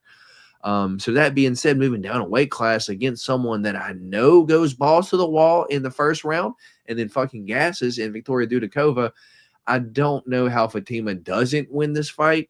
But at the same time, at minus 800, I don't really know what you can do. Does she finish Victoria Dudakova? Maybe. I could see maybe those late props, that round 2-3. I could see maybe. I just don't know how. Maybe probably sub, but at the same time, a ground and pound could happen. Remember, we are back to the old gloves now, so there is knockouts are a factor again. And especially ground and pound. But I'm going to go Fatima Klein 3 or decision here. Probably not going to have an option to bet that because it's probably going to be like minus 250, something like that. Which way are you going here, man? Yeah, in terms of betting, I'd say as far away from this fight as I could. I think Fatima Klein is way too big of a favorite to be willing to put anything on it. If I was to put any money on it, it would be Victoria Dudakova. But I do think that Fatima Klein, she's a decent striker, got pretty good wrestling. And I think Victoria Dudakova, I think if there's one way to beat her is that you can put that forward pressure on her and be able to, basically put her on her back foot. Fatima Klein get the fight down to the ground and be able to take advantage there. So I'll say Fatima Klein. Keep wanting to say Silva for some reason. Still, I don't get why. She just Fatima, like I swear, it feels like it should be followed by a Silva. It should not be followed by a Klein. But let's go Fatima Klein by decision here. Fair enough. Me and you pretty much on the same. But I think there's a chance that she could finish Victoria there. I'm convinced that if you if you bet every dog with the exception of Ogden and Dern, you will end up plus money. Ugh, I don't know. Those are two dogs that I'm actually like, I can see them winning this week. So anyway, we'll move on to the next fight being Magomed MG Gagiazulov taking on Bruno Lopez. Gagiazulov is 9-0. He is currently a minus 238 favorite, 31 years old, 6'2", and a 75-inch reach, while Bruno Lopez is 13-1, currently plus 195, 31 years old, 6'2", and a 74-inch reach. The thing is here, Bruno can get taken down, and I expect him to get taken down. And to be honest, Magomed's last fight, his striking wasn't awful. I think he can handle himself on the feet, and I just think he's a way better wrestler than Bruno is. And if it goes to the ground, I suspect Magomed is just going to stay on top all 3 rounds. So at 205, both guys, had the opportunity to knock the other guy out. And Bruno, I could see him throwing a big shot, but I think I'm going to lean toward Magomed Gaziesulov getting the takedowns every round and winning this fight via decision. How about you, D-Rose? Yeah, this is a good fight. I think Bruno Lopez, for me, if there was such thing as a 195 division in the UFC, I feel like he's just too big for a middleweight, but I feel like he's not big enough for light heavyweight unless he can maybe like muscle up a little bit more, maybe tone up a little bit more. I don't know if that would take away from his cardio at all, but he just looks like he's a little bit smaller. Whereas I think Gaziesulov, I think, as far as like frame wise, physique wise, he just looks like he fits the division much more. And I am with you. Magomed's got, obviously good wrestling and good striking as well. And Bruno Lopez can be finished. And even for him to kind of look a little bit lighter for that weight class, he definitely looks I don't know. He just looks a little bit slower to me. Bruno Lopez does on the feet. I think Magomed can win the fight anywhere. And Bruno Lopez can get tired in his fights as well. So I'm gonna go Magomed Gaziesulov. And I think maybe we can even see like a late ground and pound type of finish as well. But let's go let's go Magomed Gaziesulov. Fair enough. So no different picks so far. We'll move on to the next one that we have Ernesta Karaskati. Heavy-handed Ernesta Karaskati taking on Nicole Kalari.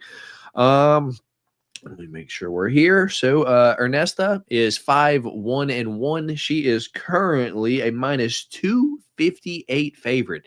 26 years old, 5'9" and a 71-inch reach, while Nicole Kalari is 8-2 overall. She is a +210 underdog currently. 28 years old, 5'3" and a 62-inch reach. This one is a tough one for me because I could see the dog winning here. I like Nicole, dude. She's kind of like Tabitha Ricci, dude. Maybe just not as good yet. The issue here is just the size difference, dude. There's like a 9-inch reach advantage for Ernesta here and the 6-inch height difference. I don't know if Nicole is able to get in on Ernesta. If she does, I think she can get her down, but Ernesta in her last fight, she showed that she can reverse as well. So I think Nicole in the future is going to be someone to watch out for. I just don't think this is the correct matchup for her to get that push that I would like to see. So give me Ernesta to win this fight via decision. She throws a lot of volume, so I suspect her to just out volume Nicole and win via decision. How about you, D-Rose? Yeah, I think the big thing for me, and obviously you guys see it there, is going to be the size advantage. I mean, you're going to see a 6-inch height advantage. I mean, that's a pretty significant advantage, especially for someone who I would consider more of a striker in Kara-Katie. Not saying that she can't grapple, but to where I see her.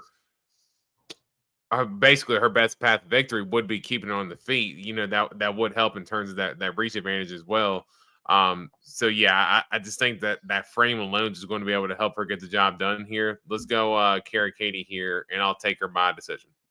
All right, me and D-Rose both on Kara-Katie by decision. Who should Ernesta get after this? I think it depends on how she looks in this fight. That I think that is a big factor here. So we'll move on. Sorry, D-Rose. No, I was just going to say, yeah, I agree. Just because women's flyweight, there's a lot of matchups right now. So to just be basically, we want to see how Kara-Katie performed before we can kind of properly matchmake her.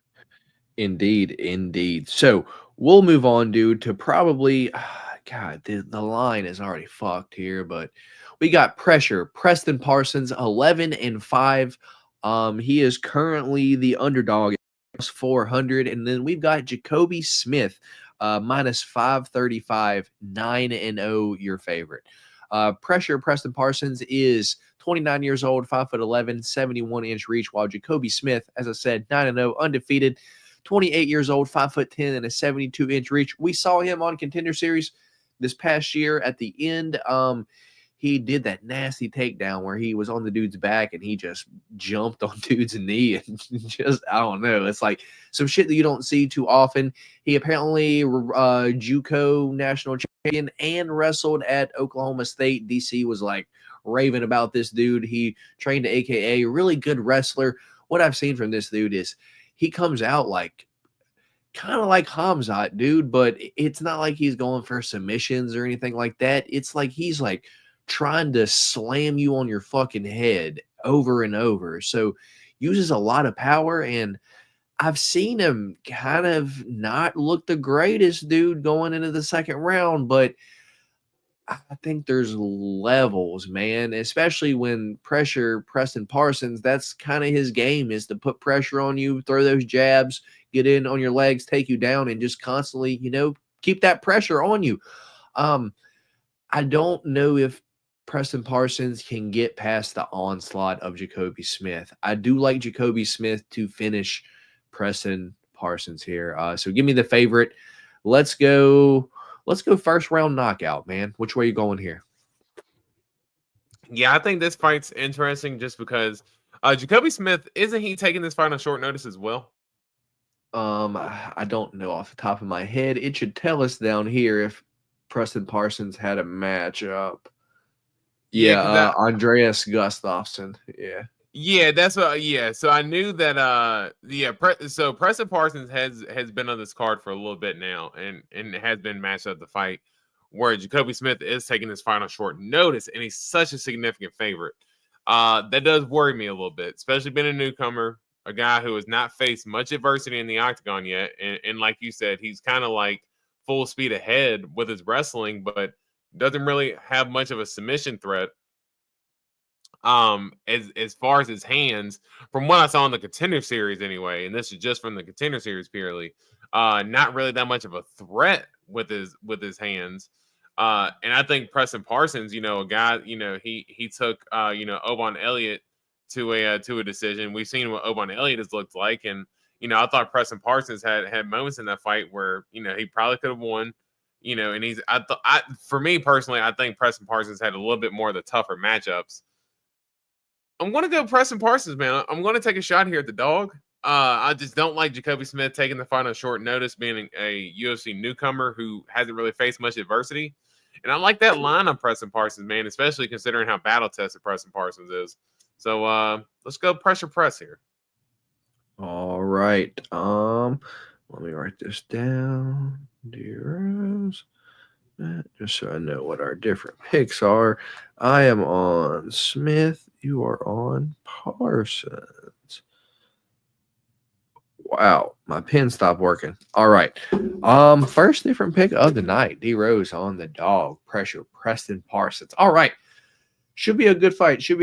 So we'll move on to the next fight, being Thiago Moises taking on the Samurai Trey Ogden. Thiago Moises 18-8. Trey Ogden is 18-6. Currently, odds for this fight are Trey Ogden plus 150, the underdog. Thiago Moises minus 180, your favorite. Over under on this one is set at 2.5. Over 2.5 minus 330. Under 2.5 is plus 240. Tough fight to call. Thiago Moises, 29 years old, 5'9", 70.5-inch reach, while Trey Ogden is 35 years old, 5'11", and a 72-inch reach. Tough fight for me to call personally, because I know that Trey Ogden can play fucking spoiler, dude. I know he can have a good game plan, but his striking is fucking dog shit. And his goal is to kind of get you to the ground. And on the other hand, Thiago Moises is good on the ground. I don't think that's not a smart game plan here. A little something that I heard was that Thiago Moises has been training with the Fighting Nerds for the past few months, so that might have an impact here. But it just worries me because I know that Trey Ogden can come in here and, as I said, spoil, me picking Thiago Moises. But I think I'm done. I think I'm done, dude. Give me Thiago Moises, and I think he's got a solid game plan. I think he comes in here and he fucking boxes Trey Ogden up. We see Trey Ogden end up shooting and getting submitted. So let me go Thiago Moises via second round submission. Which way you going here? That's an interesting pick, man. I actually like in terms of how you see the submission happening. Just because Trey Ogden, I feel like he's I know where he's the coach now of a gym and, coaching a bunch of different fighters. Kind of has that coach's mentality to, whenever you sense any danger, you go to shoot in and just to slow down the fight. And Thiago Moises, with his as dangerous as his jiu-jitsu is, could definitely make a difference. But we have seen Thiago Moises be controlled in some of those wrestling sequences as well. And I think that if you look at somebody like a Trey Ogden, again, a super smart fighter, high IQ, not the most dangerous everywhere, but he's very well, there's not one thing that he does that's bad, but there's not one thing that he does that's great. But I think Trey Ogden is well-rounded enough to where, if I'm being honest, I think if this turns to just a stand-up fight, I think you could very well see Trey Ogden throwing a bunch of jabs and leg kicks. And not to say that the fight's necessarily going to be boring, but it's probably going to be a slow-paced fight, and I see Trey Ogden getting a decision here. Thiago Moises, to me personally, has to make it dirty. He has to be able to get inside. He has to be able to work himself to get some takedowns against Trey Ogden, because I think if he doesn't, I think Trey Ogden wins. And for me personally, I am going to pick Trey Ogden. I think he's got the skill set. I just think as long as he can stay off of his back, even if he gets to the ground, if Trey Ogden's using his offensive wrestling, that's going to be an advantage for him. If he ends up getting put on his back foot and on his back, Thiago Moises should be able to win, but I'm going to go with Trey Ogden here. Yeah, I don't hate the pick truly, but I think that if I see Trey Ogden plus 200, I might end up pulling the trigger on that because I know he can spoil. I know he can play spoiler. I just know. To be honest, I thought Trey Ogden was going to be the favorite. I know that Thiago Moises has put up some good fights in the past, but I'm surprised he's a favorite. Yeah. We'll see, man. We'll see. Up next, we've got Marco Tulio taking on Ihor the Duelist Pateria. Marco Tulio is 12-1 overall, 30 years old, 6 foot and a 74-inch reach. He is currently also a minus 500 favorite, while Ihor Pateria is 21-7 overall, currently plus 380, the underdog, 28 years old, 6'3" and a 75-inch reach. Down at 185, man, I don't hate Ihor. He's pretty fast, pretty athletic. Showed how tough he is against Cesar Almeida in his last fight, dude. How many times did he get eye poked and fucking nutshotted, dude? And he was in there the whole fight, man. Like, I don't know, dude. It's just like another tough fight to call against relatively newcomer Brazilian.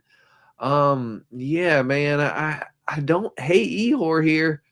And I think I'm gonna go Ihor, man. Give me Ihor Pateria to win this fight via decision, man. Yeah, interesting pick. Ihor Pateria is a little more battle tested. Marco Tulio, of course, as you said, UFC newcomer, and this is just what I've seen from the Contender Series. Pretty good striker. Pretty well rounded for the most part, but is known to be more dangerous with his hands more than anything from what I've seen. And he's got pretty good boxing. I think Ihor Pateria, at the end of the day, I think his big thing is that he just takes too much damage. I mean, all of his fights, besides as you said, the Cesar Almeida fight, he got eye poked half to death and nut shot in that fight. But if you go back to most of his fights, man, he just ends up taking a little bit too much damage in his fights. And I think Marco Tulio is a dude that can crack. And if Ihor Pateria leaves his chin out there long enough, I can see him looking up at the stars, man. So I'm gonna go Marco Tulio, and let's go second round knockout. All right, all right. So we got another different pick there. We'll move on to the next one. We got Jose Johnson taking on Felipe Bunes. Jose Johnson is 16-9 overall, but don't let that record fool you. A lot of those fights are I don't want to get confused. I don't want to speak out of turn here. 16-9, 29 years old, 6 foot, and a 71.5-inch reach, while Felipe Bunes is 13-7 overall, 35 years old, 5'7", 71-inch reach. Jose Johnson is currently a minus 180 favorite, and Felipe Bunes is plus 150, the underdog. The big difference here is going to be the height, because reach is relatively the same. This one is one that I pretty much have no interest in, dude. I don't really care for either one of these guys, and I'm just gonna sit back and probably watch this one. This could even be a PBF fight for me. I might go grab something to eat or drink during this fight. Which way are you leaning? I guess. Yeah, especially if the fight ended up going the way Jose Johnson wanted to, and that's probably I don't want to say a grapple fest necessarily, but I could definitely see Jose Johnson just getting in a position and holding it for 3 rounds. Felipe Bunes, he is a little bit more willing to go out there and trade and kind of make the fight a little bit nasty, but I think Jose Johnson is just going to basically get the fight to where he feels that he can dominate the most, and that would be in the wrestling exchanges. So I'm going to go Jose Johnson here. Felipe Bunes does have, from what I've seen, pretty decent defensive jiu-jitsu for the most part. So I think he could defend the submissions, but I think Jose Johnson wrestles him to a decision win. Fair enough. I'm with you there. I don't feel anything different. Let's see if we got a different pick here. And I know we do, D-Rose, because I believe we already talked about it when it got announced. Up next, we've got Punahele Soriano taking on Uros the Doctor Medic. Punahele Soriano is 10-4 overall, 32 years old, 5'11", and a 72.5-inch reach. Uros the Doctor Medic is 10-2 overall, 31 years old, 6'1", and a 71-inch reach. Currently, odds for this fight are plus 180 Punahele Soriano and minus 218 for Uros Medic. Over under on this one is set at 1.5. Over 1.5 minus 160. Under 1.5 plus 124. Before we break it down, I'm just going to throw out, I don't hate the over, especially as a solid parlay piece, the over 1.5 there. Because I do see this fight going all 3 rounds. And it's mostly because I see Puna just being the stronger guy of the two, coming down from 185 and had wins up at 185, had power up at 185. And we saw, Uros Medic come up from 155 up to 170, and he's looked all right. I'm, not going to bullshit anyone. He's quick, he's fast, but I would just suspect Puna to be able to be the more physical guy of the two here. And he looked good in his last fight, really showed off his wrestling skills against Miguel Baeza. I know maybe you picked Miguel Baeza in that fight as well, but dude, I am all on Puna here, and I think Puna wrestles Uros Medic all 3 rounds, dude. Give me Puna to win this fight via decision. And I'm surprised that the odds are like so, dude. Puna is almost a 2-1 dog here, and I think he wins this fight, dude. This might be one of my just straight bets this week. Which way you going here, man? Yeah, I am with you in terms of I'm surprised that Uros Medic is actually touching minus 200. I definitely think this should be closer to maybe Uros Medic minus 125 or so, maybe Puna plus 110, somewhere within that ballpark. Uros Medic, as you said, I'm a fan of him. The crazy part for me is that seeing the reach of the two fighters, because if you just ask me, just if I was just picked out just to say, hey, who has the longer reach between the two, between Uros and Punahele, I would definitely say Uros, just because I feel like Uros uses his range better, where Puna almost where he's just straight boxing oriented. It's almost like if he doesn't get in and use his hands or wrestle, it just feels like he can't really do much from the outside, where I think Uros Medic just has more tools in the bag and it's striking. So I do think Uros Medic, I wouldn't be surprised if we actually saw Puna get hit with a body shot, maybe like a body kick or something like that, and get put out. So if it's not a body shot KO, I'll go Euros Medic by decision. I like for round 2 to start. That the over 1.5 is tricky because again, I could definitely see if I see a finish anyway, it would be Euros Medic.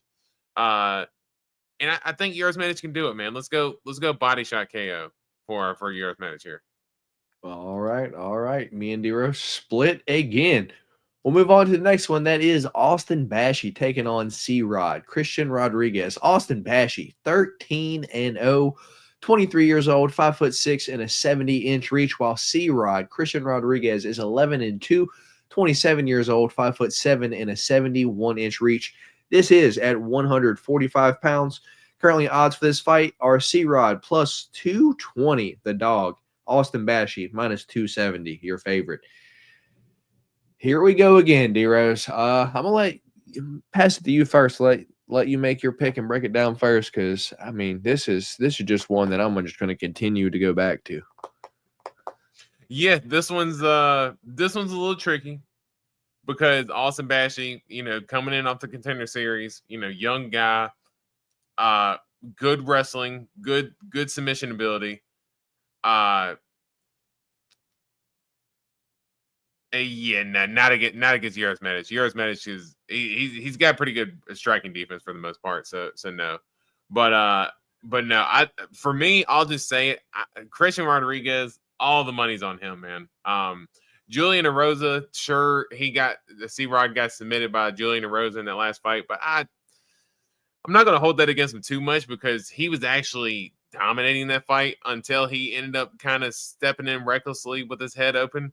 I think he's going to learn his lesson from that Julian Erosa fight. And if you look back, Isaac Dogarian is another just balls to the wall wrestler that Christian Rodriguez has fought that he was able to neutralize as well. So I think Christian Rodriguez has got for me, all the money's on him, man. Is he going to be a smaller guy up at 145? Sure. But if you actually look at these two's frame, Christian Rodriguez is going to be the bigger guy. So that makes me feel good about picking him as well as the UFC experience. Give me Christian Rodriguez by decision. All right. Is that the first time that you picked C-Rod? No, I picked him against Julian Erosa and he lost. Okay. And then I picked him. When he lost. Remember, I picked Christian Rodriguez against Isaac Dogarian because you were very pissed because you thought Dogarian won the fight. And I personally felt great that C-Rod had won that fight. So no, I've last few fights I've been on him really since that Cameron Simon fight. Yeah, gotcha. All right, we'll move on to the next fight. Chris, Action Man Curtis.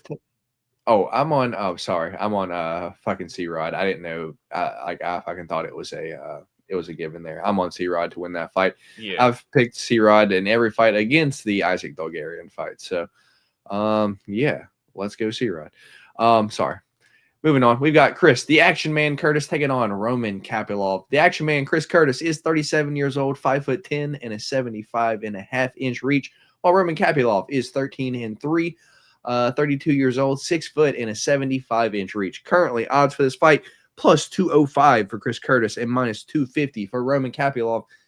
And I understand it, man. I think that the game plan for Chris Curtis is there, man. If you don't stand in front of him and just box with him, then he's going to get mad and he's going to be frustrated that you're not fighting him. But hey, Chris Curtis, it's not a smart game plan to just stand in front of you and throw punches because that's what you want to do.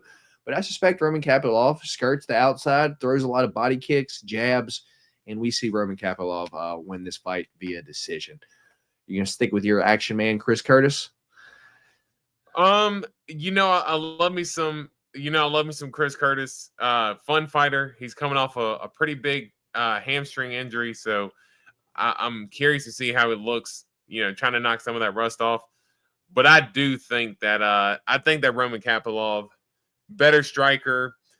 Chris Curtis isn't going to come out with any wrestling, and I think that's where he could really mix it up to really give Roman Kapilov a different look, because if he's going to come out straight up box Roman Kapilov, I think it just plays right into where Roman Kapilov where he wants to fight to be. and I think it makes it easier for Roman Kapilov. So I'll go Roman Kapilov by decision. All right, me and you both on Roman Kapilov there. It's rather surprising. I didn't expect that. Up next, we have Abdul Razak Al Hassan, Judo Thunder, taking on Cesar Almeida. Judo Thunder, Abdul Razak Al Hassan, 12-6 overall, 39 years old, 5'10" and a 73-inch reach, while Cesar Almeida is 6-1 overall, 36 years old, 6'1" and a 74-inch reach. Currently, odds for this fight are minus 250 for Cesar Almeida, plus 205 for Judo Thunder Abdul Razak Al Hassan. Over under on this one is set at 1.5, over 1.5, minus 175, under 1.5, plus 135. How many times do you think Cesar Almeida eye pokes Abdul Razak Al Hassan in this fight, D-Rose? It could be plenty, it could be many. But Dude, it's just like, but how many nut shots will also be punching like this by the eye pokes? Like you just punch it like this. You should call Cesar Almeida Catwoman with all the Right, claws dude? that he's using in his punches. Yeah, dude, it's wild, dude. But truly, I suspect Caesar probably eye poking Judo Thunder, and then probably knocking him out second round sometime. Which way are you going here, man? Yeah, I'm actually with you. I think the speed striking advantage is obviously going to be with Cesar Almeida. Abdul Razak Al Hassan had made it such a point that Joaquin Buckley wrestled him, how much of a softy that Joaquin Buckley was, that he decided to wrestle Abdul Razak Al Hassan. So if Abdul Razak Al Hassan then goes to try to wrestle Cesar Almeida, it's like, dude, what are we doing here? So yeah, I think Abdul Razak Al Hassan tries to stay dumb enough to keep it on the feet, and I think he gets clipped and knocked out. So let's go Cesar Almeida here by knockout. All right, we'll move on to the co-main event of the evening. We've got Santiago, the Argentine Dagger, Ponzinibbio, taking on Carlston Mozambique Harris. The Argentine Dagger, Santiago Ponzinibbio, is 29-8 overall, 38 years old, 6 foot and a 73-inch reach, while Carlston Harris, 19-6, 37 years old, 6 foot and a 76-inch reach. Currently, odds for this fight minus 135, Santiago Ponzinibbio, and Carlston Harris plus 114, the underdog. Over-under on this one is set at 2.5, over 2.5, plus 114. The under 2.5 is minus 145. D-Rose, would it be correct if I said Carlston Harris is a perfect mixture between Kevin Holland and Themba Gorimbo?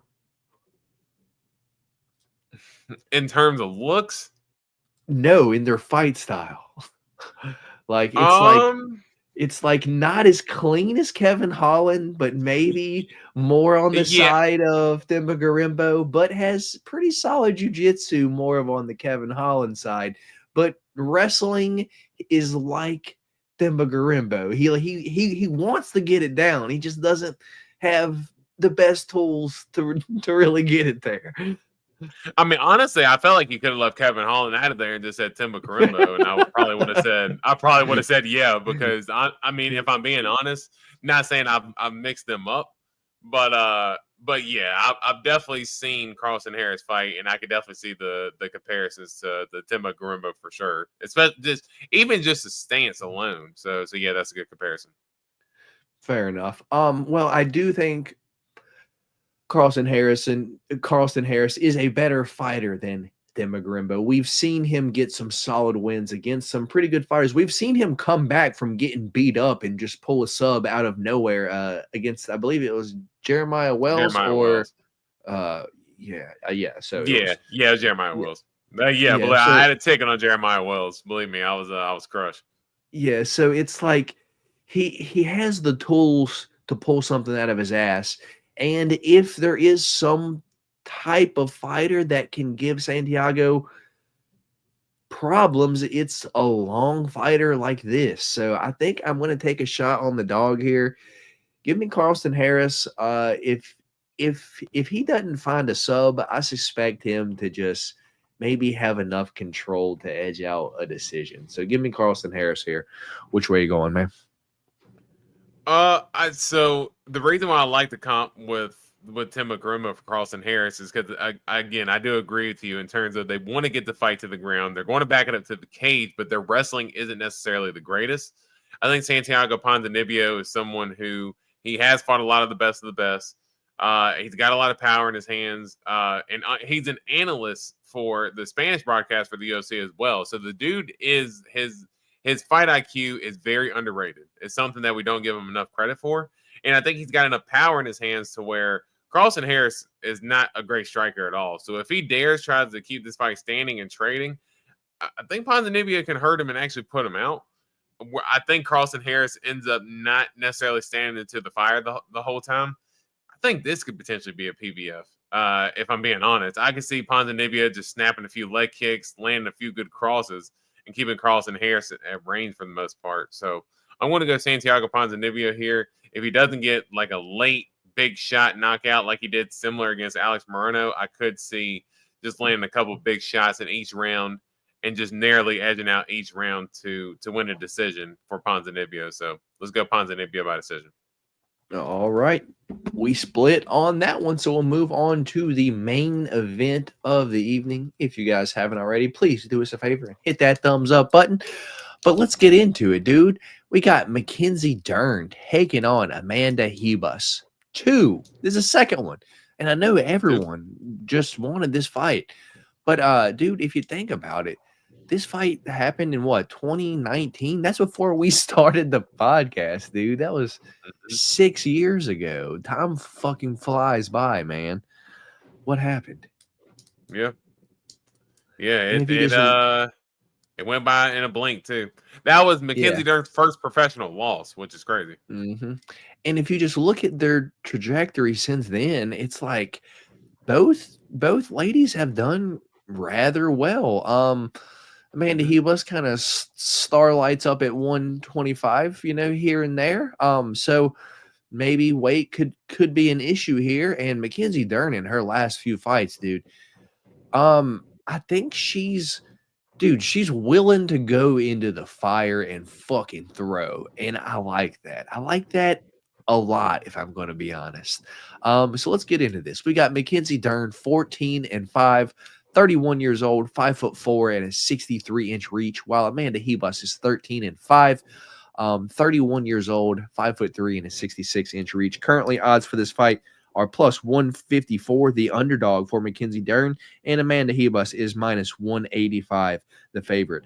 Over/under on this one is set at 4.5. Over 4.5 rounds, minus 230. Under 4.5 is plus 175, and I kind of led into it there at the beginning when I was talking about it, but man, I really, is it just me when I'm like Mackenzie Dern is impressing me with not really her striking, but just her like the fearlessness to just throw power with like heat and just not care what's coming back? Like, am I crazy right now? No. I mean, Mackenzie her striking's definitely gotten better since they first fought. Like a cup of frozen peanut butter, dude. Just absolutely frozen peanut butter. Frozen peanut butter, man. That thing thick. But no, Mackenzie striking has definitely gotten a lot better, and Ribas gets hit a lot, so I can see where you're coming from. Yeah, I think it's time, man. I like the dog here. I like Mackenzie Dern. Dern has alimony to pay. She's down to trade. Yeah, dude. And Amanda Ribas, imagination. Just imagine her. Imagination, her getting just hit with the just straight while she's going back doing her fucking thing. She didn't really do that too much in her like last fight though, but if she goes back to fucking doing that, dude, I could see Mackenzie Dern just molly-whopping the fuck out of her and then sending her on the tripod like Marina Rodriguez did, dude. I would love that. So you know what?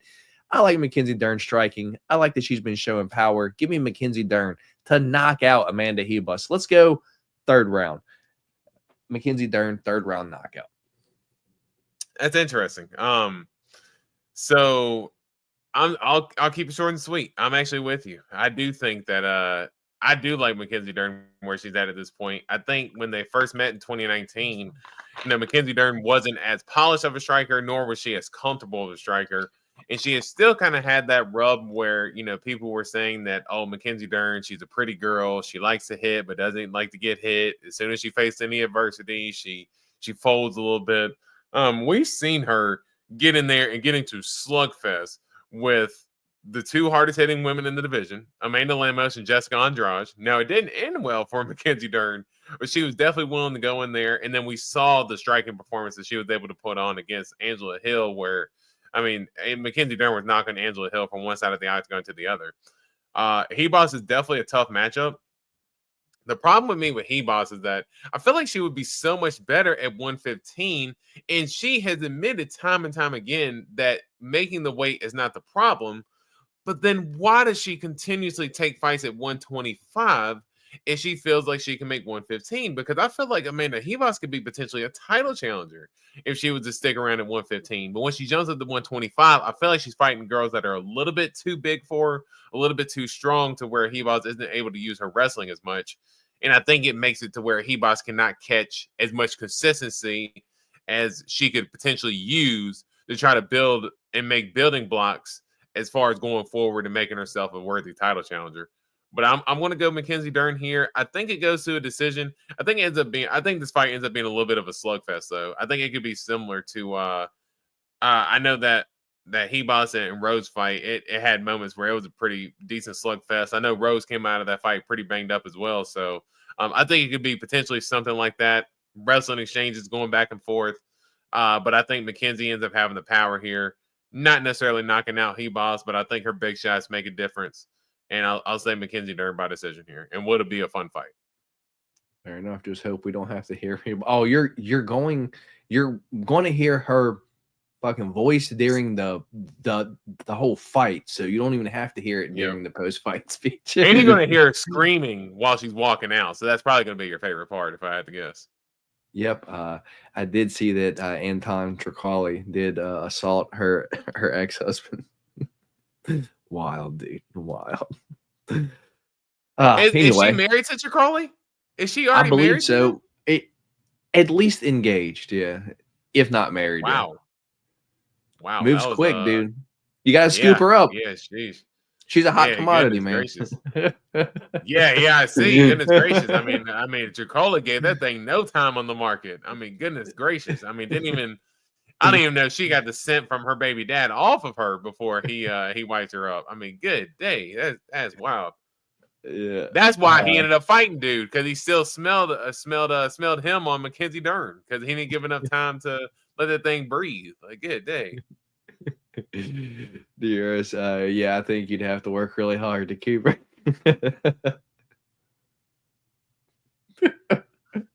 Man, either that or Tricoli threatened her or something. Like, what is going on, dude? Like, that was was quick. He locked that up in a heartbeat. Yeah, man. But yeah, that's it for the picks.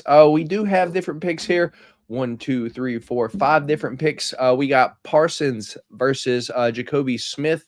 We've got Trey Ogden versus Thiago Moises. We got Marco Tulio versus Ihor Peteria. Uroš Medic versus Punahele Soriano. And Ponzinibbio versus Harris. So I don't know who. I believe you were the winner at the end of the year, or you still had it. But, since we don't have a loser, or, we don't have a punishment this year so far, let's agree on 3 of these, D-Rose. How do you feel about Preston Parsons versus Jacoby Smith? I will say that one's a little... Yeah, go ahead. So you're not comfortable about that one? So I'm comfortable doing C-Rod, or no, I'm sorry, you picked C-Rod as well. Yeah. I like Puna versus Uroš. You like that one? Yeah, I like that one. I like I like Trey Ogden and Thiago Moises. Man, I don't really like that one, but all right, we'll do that Oh, one. you're not crazy about that one. Okay. It, And then what is it's the? all right. I could just see it happen. I mean, I could just see fucking Trey Ogden fucking spoiling it. And then let's go even money. We could do Carlson Harris and Ponzinibbia. Oh God, these suck. All hey, right. we both got a dog, and then we got the even money fight. Yeah, fair. All right, that's cool. What will punishment be? I don't know. We'll figure it out. If anything, I'll be here. Fucking. Hey, at worst, the boys know we still do have the beans. Worst case. So. New fight name should be Baby. Oh man. All right. Well, he's a shitty fighter, so he has to be good at something. So very much so. All right, dear Rose. Well, I guess I want to let you answer this before we get out of here. I do want to put you on the spot. We have talked about it. Can you make it to Change the Cheddar on Fridays for the I do want to call it Change the Cheddar featuring the cheese wheel, as we can spin the cheese wheel and the wheel will have to tell us, what bets we have to make. And I can't do it by myself. So if you are not able to commit to every Friday, then I won't promise it to everyone. Yeah. I would say thanks for putting me on the spot. The part that really gets tough is really if I get off late work on Friday, then having to go turn around and go back in early on Saturday. That's where it can get caught up. So I think if we can, as long as we can get out within a decent time, if we can, not be, obviously the pod's gonna be 2 hours. We're kind of bullshitting. But I ain't gonna lie, I just don't want to be on there forever. But as long as we can keep it concise, I should be able to. All right. So we'll give D-Rose like a 75% chance that he will be able to do it. So, maybe from time to time, maybe you won't get the cheese wheel every week, but we're gonna try. We're gonna try our best. D-Rose has to say yes now. Early Change the Cheddars, I would be down for it, but I know D-Rose usually don't get off till what, like 8 or like 8 or after that. So that's why I try to do it at like 10, to give you at least like an hour or two to get off work, like eat some food, shower and shit if you have to. Yeah, that's why I said if we can, keep it around there, and then like I said, try to keep it concise. Don't try to go forever. I can make it earlier. I mean, we'll already have our picks early in the week, so yeah. So that's why I was just kind of like basically gonna like pop the weigh-in photos up and be like, hey, do you feel any different? Yes, no. We'll just run through them and then we'll start fucking spinning the wheel for our like bets. Like the format of the show will like change a little bit, probably be about, half hour, 45 minutes, something like that. So I will say this Friday is Ohio State versus basically it's going to be a football game. So my father-in-law is going to come over. So this Friday might be tough. I will say that. All right. Already canceling on the agreement. Yes. All right. Fair. Yes. Fair enough. I had to sit here and think about it because you put me on the spot here. Once I looked at the schedule this week, I saw that the game was Friday, and I was like, shit, I forgot about that. So. All right. So maybe the cheese wheel in the future. After football season. Or at least after this week. Hey, I mean it's against Texas, so it's a big time game.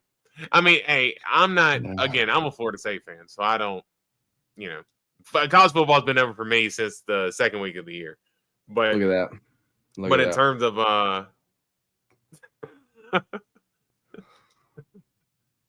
that's messed up. Man. Yeah.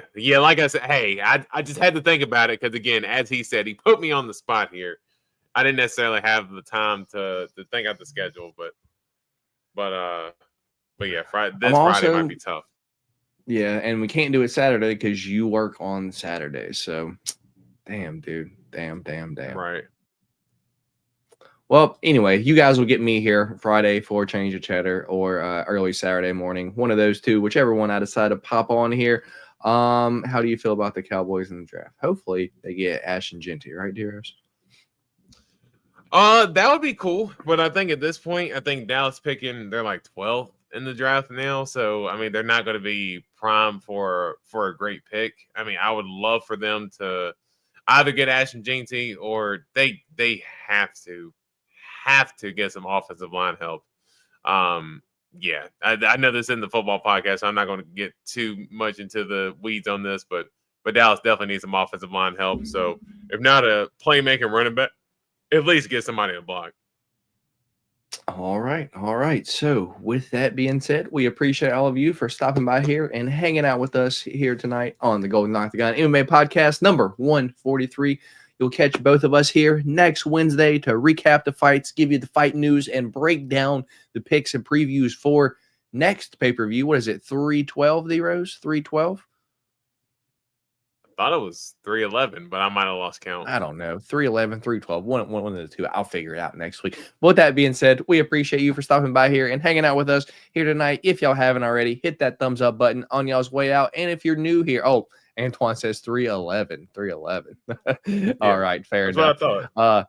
Yep. So y'all take care. Y'all be safe. If it's cold where you are at, stay warm. And then we'll see you guys next week here on the podcast. I'll see you Friday. You'll probably see me for a card video sometime in between there as well. But with that being said, me and D Rose will catch you guys next week. And with that being said, we will catch you guys later. Peace. Peace.